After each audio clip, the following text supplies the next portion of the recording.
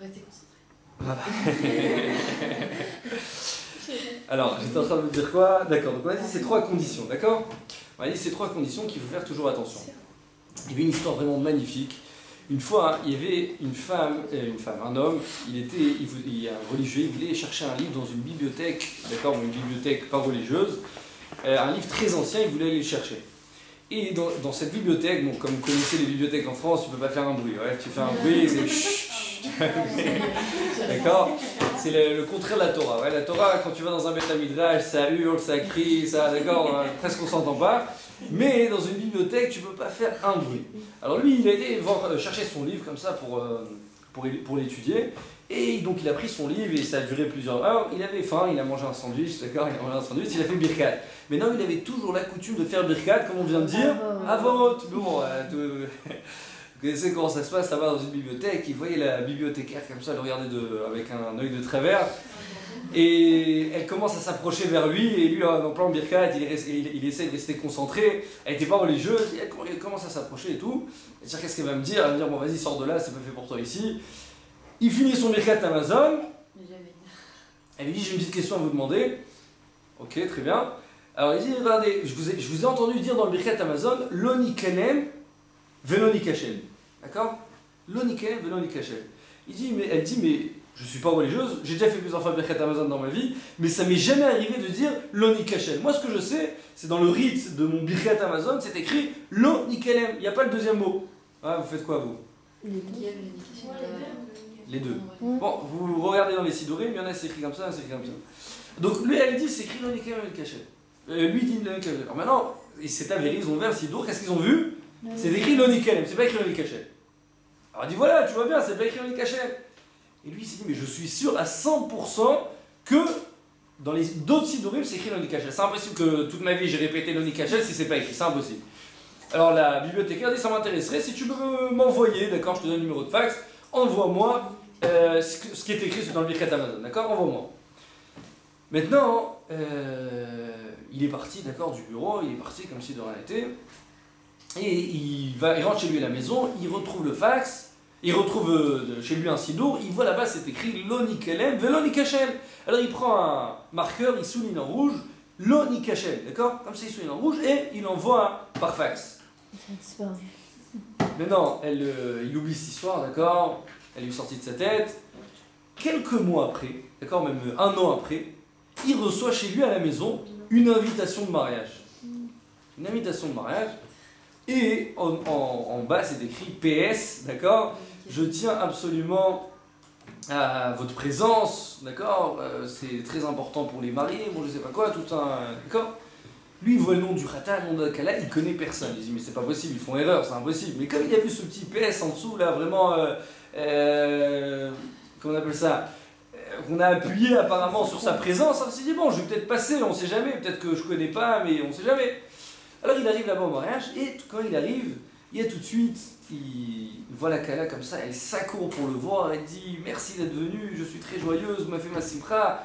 Et lui, son étonnement va en grandissant, il dit, mais de quoi vous parlez? Je vous connais pas, ça va pas ou quoi? De quoi vous parlez? Alors, c'est pas une fille du séminaire qui l'a fait, quand vous inquiétez pas. Alors, il dit, mais de quoi vous parlez? Alors, la mariée, elle dit, sache que tu fais partie, on va dire, peut-être essentiellement, d'accord, de ce mariage. Il dit, je pense que vous avez rêvé, vous faites erreur, il y a un problème. Ah non, je vais te raconter. Tu te rappelles, il y a peut-être un an, tu étais venu à la bibliothèque et tu avais fait birkat Amazon, tu pensais qu'on allait te lapider, d'accord? Mais au Hachem, qu'est-ce qui s'est avéré finalement? Je voulais juste savoir si c'est écrit Loni Kelem ou Loni Kachem. Tu te rappelles de ça? Il dit oui, très bien. Et tu te rappelles, tu m'avais envoyé un fax? Oui, je m'en rappelle. Alors il dit, ce que tu sais pas, je vais te raconter la face cachée de l'histoire. Elle dit, moi, ça faisait des mois que j'étais avec un goy. Des mois que j'étais avec un goy. Et à chaque fois, j'étais en guerre entre mes parents et le goy. Mes parents, ils m'ont dit comme ça, tu continues avec lui, on te déshérite, on ne veut plus entendre parler de toi, c'est fini, on t'efface de notre liste. Et le goy de l'autre côté, il en avait marre. À chaque fois, je lui dis, on va se marier, on va pas se marier, on va se marier, on va pas se marier, on va se marier, on va se marier. Le goy, il dit, c'est simple, c'est ou moi ou tes parents, un des deux. Choisis ou moi ou tes parents. Maintenant, les parents et le goy, ils lui ont donné un ultimatum. Ils ont dit, voilà, ils lui ont dit, si à tel jour, tel moment, tu ne nous réponds pas, d'accord, ou l'un ou l'autre, tu nous oublies. tu nous oublies, c'est fini. Le gars il dit, je me marie plus avec toi, et les parents ils ont dit, on te déshérite, on t'efface, on veut plus entendre parler de toi. C'est normal avec Mais la pauvre. Un goy quand même. Oui, Hein. c'est un goy. Et t'as demandé tes parents de faire ça? Bah, je sais.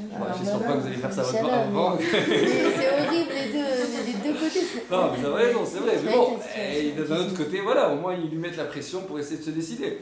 Travaille FK. Elle dit, et à ce moment-là, je me suis assis, j'étais à la bibliothèque, je me suis assis, et j'ai dit à Kadosh Baruch Hu, j'ai fait une prière, d'accord? Étant encore croyante, j'ai fait une prière, il dit voilà, si tu me envoies un signe du ciel, je te promets de laisser le goy, je te promets. Et à ce moment-là, il y a le fax qui arrive, d'accord? Et c'est écrit en rouge, Lonikelem Velonikelem. C'est quoi la traduction littéralement? C'est quoi? Lonikelem, ça veut dire quoi? On n'aura pas honte dans ce monde. Et Lonikelem, ça veut dire quoi? On ne trébuchera pas. D'accord? Alors, elle a compris que quoi? Que c'est quoi Lonikelem Velonikelem? Ça veut dire que non seulement Akadosh Baruch Hu ne veut pas qu'on ait honte dans ce monde, on fasse des avérotes et Chas v'Shalom on ait honte, mais en plus de cela, Akadosh Baruch Hu te dit Lonikelem Velonikelem. C'est-à-dire que quoi? C'est-à-dire que Akadosh Baruch Hu ne veut pas qu'on trébuche. Elle a compris tout de suite que quoi, qu'Akadosh Baruch Hu il a envoyé un signe du ciel pour lui dire sache où est la bonne voie. La bonne voie, c'est pas avec ce goy, c'est avec tes parents. Et de là, elle a commencé à faire tchouva, elle a commencé à revenir donc, vers ses traditions, et bah, au Hachem, finalement, elle s'est mariée avec ce juif, et c'est pour ça raison qu'elle a invité ce rab. Alors maintenant, vous allez me dire que quoi, qu'au moment où il a fait le Birkat Hamazon, il était dans la bibliothèque, il s'est dit, bon, vous comprenez, il aurait pu très bien dire, bon, allez, moi, là, je suis dans une bibliothèque, je vais faire un base, je vais pas respecter la halakha. Il s'est dit non, j'ai pris toute ma vie, j'ai pris l'habitude de faire à voix haute, je continue à faire à voix haute. D'accord? Même si c'est dans une situation qui est difficile, je continue. Mais ce qui se passe, c'est quoi? C'est que finalement, il a sauvé cette fille de l'assimilation. D'accord? Elle aurait pu très bien se marier avec ce gars, y avoir un petit Philippe, un petit Maurice, un petit Jean-Christophe, je sais pas quoi, d'accord?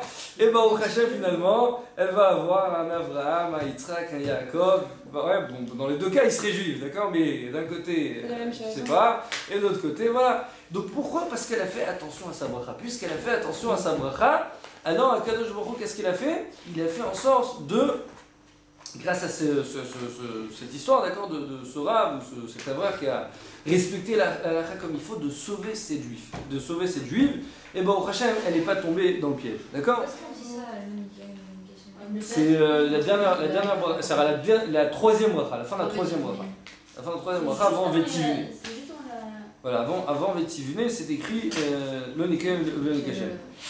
D'ailleurs aussi, c'est écrit quelque chose d'intéressant dans le Birkat Hamazon. Il y a une lettre qui ne se retrouve pas dans tout le Birkat Hamazon. Une lettre, c'est la lettre Pésophite. La lettre Pésophite, vous ne la trouverez pas dans tout le Birkat Hamazon. Pourquoi?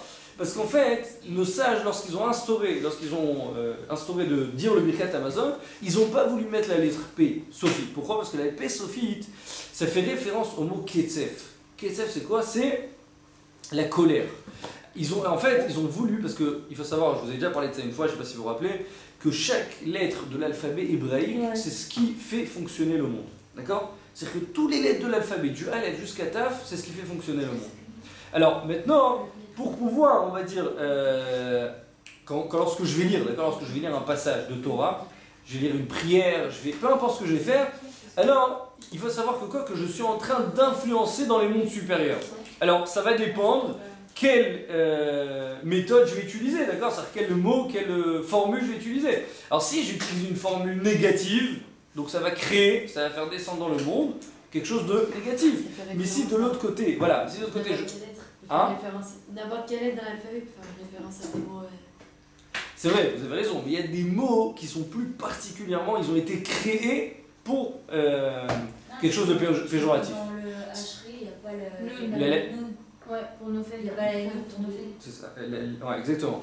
C'est la seule lettre qui manque, exactement. Donc il y a certaines lettres qui ne se trouvent pas, parce que ces lettres, ils sont plus péjoratifs. Alors vous avez raison qu'on peut créer plusieurs sortes de mots qui vont aussi être péjoratifs, mais ces lettres-là, spécialement, d'accord, particulièrement, ils sont plus dangereuses, on va dire. Alors, donc la lettre P Sophie ne figure pas. Et d'ailleurs, comme je vous ai dit, je crois que c'est écrit dans le Khatam Sofer.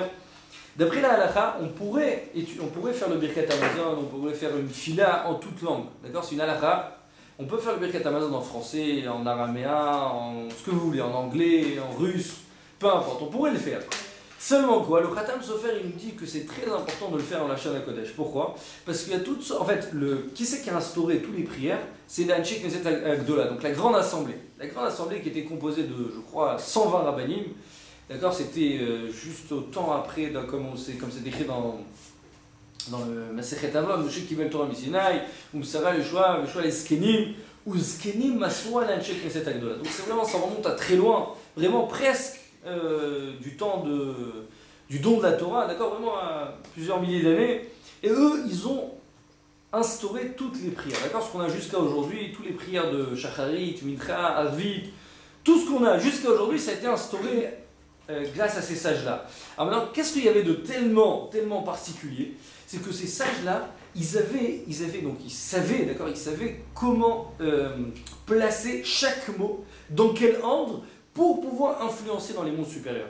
Ça veut dire que au jour d'aujourd'hui, personne ne serait capable de refaire une prière, d'accord, de reconstituer une prière avec la même intensité. C'est impossible. Pourquoi? Parce qu'eux, ils savaient exactement que si je place cette lettre, d'accord, ce mot, avant celui-là, alors ça va influencer dans le monde supérieur, on ne sait pas la répercussion que ça va avoir là-haut. Vous comprenez?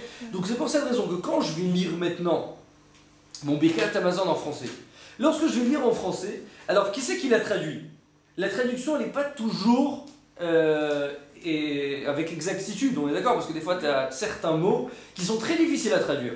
Il y a des mots en ivrite qu'on connaît, on va dire, le sens, mais maintenant, pour pouvoir les traduire en français, ça va être très difficile. Vous comprenez? Donc, quand maintenant, je vais mettre ce mot-là, d'accord, en traduction, alors tout de suite, je vais perdre toute l'influence que ces sages avaient instaurée. Vous comprenez? Dans le Télim, c'est pareil. Ouais, encore plus dans le Télim. Dans le Télim, c'est encore plus. Parce que dans le Télim, c'est, on va dire, c'est vraiment le livre, d'accord, le plus, le plus kadosh et le vrai. Parce que d'ailleurs, c'est écrit que, on sait que Akadosh Baruch Hu, qu'est-ce qui lui amène du nachat droit, d'accord, qui lui donne de la satisfaction, c'est les korbanot, c'est les sacrifices. Mais c'est écrit que les Télim, c'est encore plus que les sacrifices. D'accord? C'est-à-dire que ça apporte de la satisfaction à Akadosh Baruch Hu encore plus que les sacrifices. Pourquoi? Parce que David Amelech, il a réussi lorsqu'il a écrit les Télim, il a réussi à descendre dans les profondeurs de la Torah les plus profonds. Et donc il a réussi chaque mizmor à l'écrire de manière à ce que, quand je vais le lire, même si je ne le comprends pas, d'accord, même si je ne comprends pas le sens, ouais, des fois on ne comprend pas le sens, mais on ne sait pas l'impact que ça a au ciel. On ne comprend pas, mais David Amelech, de la manière dont il a formulé ses textes, ça a une influence dans les mondes supérieurs impressionnante. D'accord? Donc c'est pour cette raison que les Télim, ça a une force tellement particulière. Lorsque quelqu'un est malade, lorsque quelqu'un il a besoin d'une délivrance, ou peu importe quoi. Et d'ailleurs, il faut savoir que les Télim, il n'y a pas que David Amelech qui a écrit. Ils étaient, je ne sais pas combien, il y a plusieurs Mizmorim. Un c'était Avraham Avinu, un c'était, je crois, Yoshua. Il y a plusieurs dans Baba Batra là-bas, c'est rapporté tous les sages qui ont écrit les Télim. Il y a plusieurs sages. Bon, la majorité c'est David Amelech. Mais il y a quand même certains Mizmorim qui ont été écrits par d'autres sages. D'accord?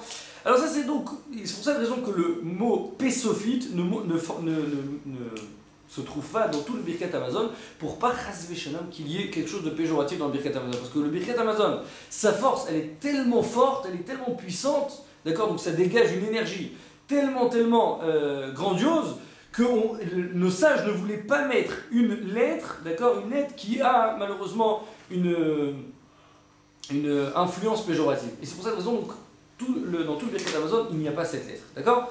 Alors c'est très important, la même chose, le Birkat Hamazon, de toujours le faire, bien entendu, dans un livre, d'accord, ne pas le faire par cœur. Bon, si vous n'avez pas le choix, vous êtes dans un endroit où vous n'avez pas de sido, il n'y a pas de problème, c'est mieux ça que rien.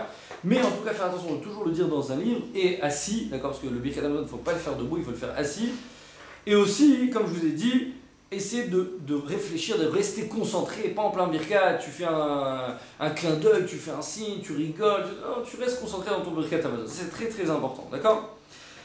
Pour vous terminer avec un dernier enseignement, pour revenir juste à tout Bishvat, d'accord, pour terminer avec ça. Bon, il y a plein encore d'enseignements à retenir dans les brachot, vraiment il y a plein de choses à retenir dans les brachot. Et chaque bracha, d'accord, comme je vous ai dit, on ne sait pas ce que ça peut réparer, on ne sait pas ce que ça peut entraîner, ce que ça peut influencer. Donc il faut faire vraiment attention aux brachot.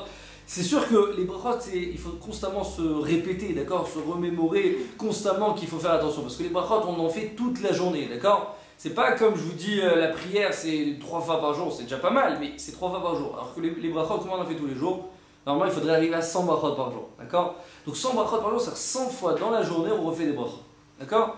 Tu sors aux toilettes, tu bois, tu manges, on ne s'arrête pas de faire des brachot. Donc malheureusement, dans toute la journée, il peut y avoir plein de fois où on ne va pas faire attention aux brachot, d'accord. Alors c'est pour cette raison qu'il faut constamment se répéter de faire attention aux brachot, d'accord. Constamment se répéter, il faut que je fasse attention aux brachot.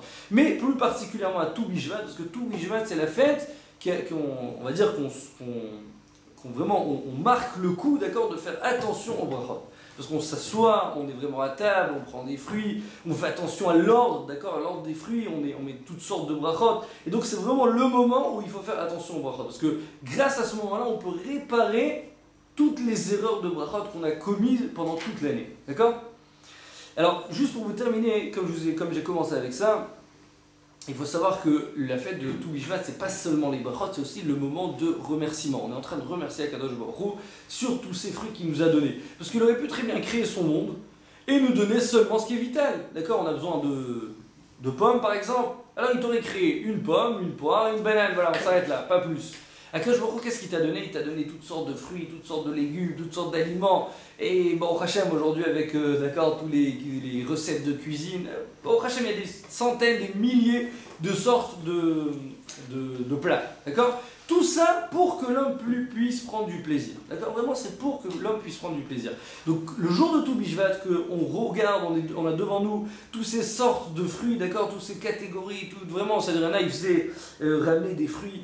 Il y en a même un qui m'a raconté, Baba Elazar Zatzal, quand il est niftar il y a quelques années, et lui, il avait toujours l'habitude, je sais pas, il y a une sorte de magasin qui a fermé en France, je ne me rappelle plus, je ne saurais pas vous dire le nom, mais ils avaient des fruits vraiment, ils ramenaient de pays asiatiques, toutes sortes de pays exotiques, des trucs vraiment impossibles à trouver. Ça coûtait très très cher là-bas. Vous connaissez ces magasins? Bon, c'était des sortes de fruits voilà, qui coûtaient très très cher. Et Baba Lazare, plusieurs fois, il demandait à celui-là, j'ai discuté avec lui, c'était un balabait qui avait beaucoup d'argent, et il lui demandait voyage pour me ramener tel et tel fruit. Donc il faisait l'aller-retour pour lui ramener ses fruits pour qu'il puisse faire la bracha dessus. Vous imaginez, ça vraiment, il faisait l'aller-retour, il m'a dit, et d'ailleurs il m'a dit quelque chose, bon, je ne sais pas si c'est un hasard ou pas, mais il m'a dit le jour où Baba Lazare est niftar, dans la semaine, ces magasins ils ont fait faillite. Il n'y avait que lui qui avait. Hein? Il devait avoir que lui là. Non, peut-être que justement, il a voulu voilà, les faire, on va dire, que ces magasins puissent marcher pour que quand il ait besoin d'acheter un fruit, alors il puisse le trouver là-bas. D'accord? Donc il a acheté ses fruits comme ça, vraiment, quelques fois dans l'année, pour faire sur la nouvelle saison, pour faire sur ses nouveaux fruits, d'accord? Vraiment une bracha particulière. Et pour vous terminer, il y avait un très bel enseignement qu'on peut retrouver aussi de cette paracha. Je ne sais pas si je vous ai déjà dit avec Moshe Rabbeinu qui bégayait, je vous ai déjà dit ça? Ouais, je sais pas. Je vous l'ai dit, je crois, non? Je sais pas, c'est quoi? Ah? Je crois que je vous l'ai dit, mais bon, c'est un beau moussard pour se rappeler comment il faut remercier Akadosh Baruch Hu. Et justement, la fête de Tou Bishvat, c'est là pour remercier Akadosh Baruch Hu. Alors, dans la paracha, c'est écrit dans les 2 dernières parachas, donc Shemot Vaera, c'est écrit, Akadosh Baruch Hu, il demande plusieurs fois à Moshe Rabbeinu de faire sortir les bénis Israël. Vous vous rappelez de ça, non? Je sais pas, je crois que je vous en ai parlé. Mais en fait, tout le monde nous dit ça. Bon, sinon je vous dis autre chose, Non, mais tu veux causer. Non, mais je crois que je vous ai parlé de ça, de qui bégayait, je vous ai parlé de ça, non? Pourquoi il voulait pas que Vous voulez garder chez moi parce que... Voilà, alors je vais voir ça. Alors, autre chose avec le remerciement, on sait que Léa, elle a eu combien? 4 garçons, c'est ça? Non, 6 garçons. Elle a eu 6 garçons. Et Yehuda, c'était le combienième? C'était le 4e. Et qu'est-ce qui était écrit en Passouk? Apa modé et Hachem. Yehuda, Milachon Oda, Apa modé et Hachem. Maintenant, pour quelle raison Léa, elle a attendu d'avoir le 4e enfant pour remercier Akadosh Baruch Hu? En fait, c'était le deuxième, chacun devait en avoir 3 et elle en a eu un de plus, donc c'est à ce moment-là. Voilà. Alors justement, si on répond comme ça, Rachid dit ce que vous dites, vous avez raison. Mais si on répond comme ça renforce un peu plus la question. Pourquoi? Parce que ça veut dire que seulement si Akadosh Baruch Hu te donne un truc, quelque chose en plus, il faut que tu remercies Akadosh Baruch Hu. Mais on va dire du fait que tu as la santé par exemple. Ouais, bon, Hachem, on est en bonne santé. Du fait que tu as des parents, du fait que, je sais pas, Hachem, vous aurez un mari, des enfants. Hachem, d'accord, tout ce qu'un homme ou une femme il a besoin pour exister. Alors on va dire que quoi? Ça c'est normal, il faut pas que je remercie Hachem. C'est pas le même genre de merci. On nous a dit c'était pas la même chose. Quand tu dis merci de quelque chose qui est censé nous arriver, c'est de toute façon c'est normal que je l'ai. Alors quand on est passé la voir, c'est un vrai merci. Alors justement, ce qu'il faut essayer, de on va dire de réaliser et d'appliquer, c'est que même si c'est normal de remercier Akadosh Baruch Hu, mais ce qu'il faut comprendre, c'est quoi la profondeur dans l'enseignement de Léa. Et on voit plusieurs fois, et c'est écrit là-bas dans Brachot, c'est Rabbi Shimon Bar Yochai qui nous le dit. C'est écrit là-bas que Rabbi Shimon Bar Yochai dit, on apprend de Léa qu'il faut être modé à Akadosh Baruch Hu. Mais c'est pas logique. Alors ça veut dire quoi? C'est-à-dire que tous les avot avant Léa, ils n'ont pas remercié Akadosh Baruch Hu. Avraham, Yitzhak, Yaakov, Noach, Adam Arishon, Shem, Vever, tous les tzadikim qui ont existé, ils n'ont pas remercié Akadosh Baruch Hu. Comment comprendre? Écoutez bien une explication vraiment magnifique, on va terminer avec ça. C'est écrit comme ça, c'est écrit en fait que Léa, elle était snoa, elle était détestée par son mari, d'accord? Elle était détestée par Yaakov. Et donc Léa, elle a pleuré pendant des années pour ne pas tomber sur Esav. Pendant des années, elle a pleuré. Ouais, comme c'est écrit, Aîné Léa Rakod, bon, vous savez tout ça, d'accord? Alors maintenant, finalement, Léa, d'accord, après tout ce qu'elle a passé, tout le sével, d'accord, tout ce qu'elle a enduré malheureusement, elle a réussi à avoir 3 enfants. Et là, qu'est-ce qu'il fait? Akadosh Baruch Hu, il donne un 4e. Mais Léa, si on essaye un peu d'analyser, elle a mérité, pratiquement, elle a pris tous les grands, on va dire, on appelle ça les grands postes, c'est elle qui les a eus. Pourquoi? Elle a eu la royauté de Yehuda, elle a eu la Keuna de Lévi, elle a eu la Bechora de Réhouven, elle a eu pratiquement tout. D'accord? Vraiment, pratiquement tout, elle a eu. C'est-à-dire la Keuna, qu'est-ce qu'on peut avoir de plus? La Keuna, la Lévia, la royauté, la Bechora, elle a eu tout. Alors Léa, en fait, qu'est-ce qu'elle s'est dit? Qu'est-ce que la Torah vient nous apprendre? La Torah vient nous apprendre que Léa, c'est la première à avoir remercié Akadosh Baruch Hu sur le Sével. C'est quoi sur le Sével? Sur le malheur. Généralement, quand on remercie Akadosh Baruch Hu, sur quoi on remercie Hachem? Sur le bonheur. Léa, elle a dit, bien que j'ai souffert, d'accord, j'ai souffert autant d'années, mais j'ai compris finalement ma souffrance. Que ma souffrance, pourquoi elle est venue? C'est pour que je puisse mériter à ces enfants-là, jusqu'à qu'elle a eu Yehuda, elle a compris que quoi? Que tout ce sével, tout ce qu'elle a enduré, c'est pour mériter, d'accord, d'avoir plus que tous ses autres sœurs et plus que toutes les autres femmes de Yaakov Avinu. Donc quand Rabbi Shimon Bar Yochai il a dit Apa Modeh et Hashem, c'est quoi? C'est que Léa c'est la seule à avoir remercié Akadosh Baruch Hu du fond du cœur, même dans le malheur, pas seulement dans le bonheur, pas seulement lorsqu'on vous annonce une bonne nouvelle. C'est qu'elle a compris que du malheur finalement ça a découlé le bonheur. Vous comprenez? Et qui c'est qui a enseigné cet enseignement? C'est Rabbi Shimon Bar Yochai. Pourquoi? Rabbi Shimon Bar Yochai il est resté 14 ans dans la grotte. Et il racontait dans la Gemara que quand il est sorti, il était rempli de plaies. Et son beau-père, il l'a vu sortir de la grotte rempli de plaies. Il commençait à pleurer, son beau-père en face de lui. Et on sait que les gouttes, c'est salé. Les gouttes tombaient sur Rabbi Shimon Bar Yochai, il était en train d'hurler de mal. Et Rabbi Pinchas Ben Yair, c'était son beau-père, il a dit Oili, malheur à moi que je te vois dans cet état. Et Rabbi Shimon Bar Yochai, il a dit au contraire, Ashrecha, heureux à toi que tu me regardes dans cet état. Pourquoi? Parce que c'est grâce à tout ce sével, tout ce malheur que j'ai enduré, que Baruch Hashem je suis devenu Rabbi Shimon Bar Yochai. Parce que c'est raconté qu'avant qu'il rentre dans la grotte, quand Rabbi Shimon Bar Yochai posait une question, Rabbi Pinchas Ben Yair, il avait 70 réponses. Mais je crois que c'est pas exact ce que je vais vous dire, mais une fois qu'il est sorti, c'est écrit que Rabbi Pinchas Ben Yair, il posait une question, Rabbi Shimon Bar Yochai, il avait je sais pas combien de centaines d'explications à lui répondre. Donc il dit, je ne serais jamais devenu Rabbi Shimon Bar Yochai si j'étais pas passé par tout ça. Donc la fête de Tou Bishvat, d'accord, lorsqu'on fête la fête de Tou Bishvat, c'est pour se rappeler que quoi, que remercier Akadosh Baruch Hu, c'est dans toutes les circonstances, dans tout bien, Baruch Hashem, c'est sur la fête de Tou Bishvat, c'est au contraire, c'est quelque chose de bien, de positif.